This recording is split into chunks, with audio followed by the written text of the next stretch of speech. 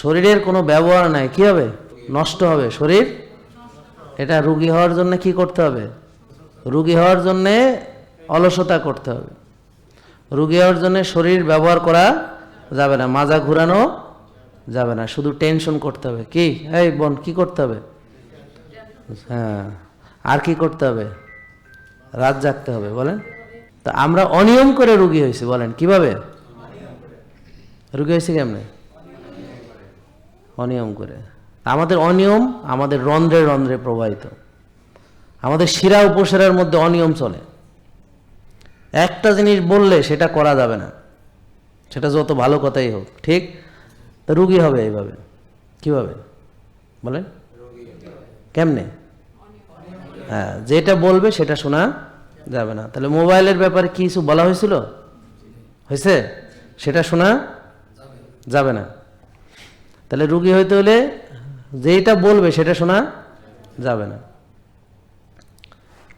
কোনটা শুনতে হবে? আমার মন যায় তাই।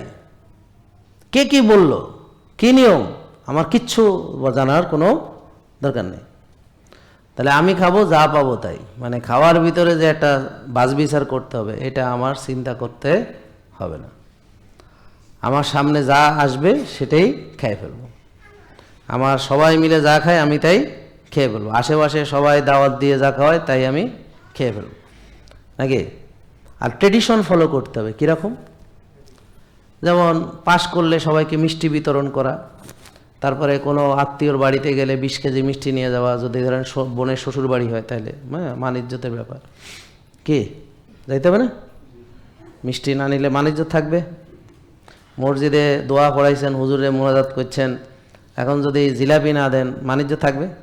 তবারক যদি না দেন মান ইজ্জত থাকবে?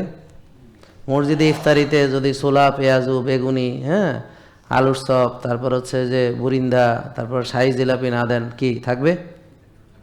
মান ইজ্জত থাকবে না। তাহলে আমরা সমাজকে ইবলিসের ডিজাইনে সমাজে আমরা বসবাস করি। জেকে লাইফস্টাইল লিমিটেড, ওষুধ মুক্ত সুস্থ জীবন।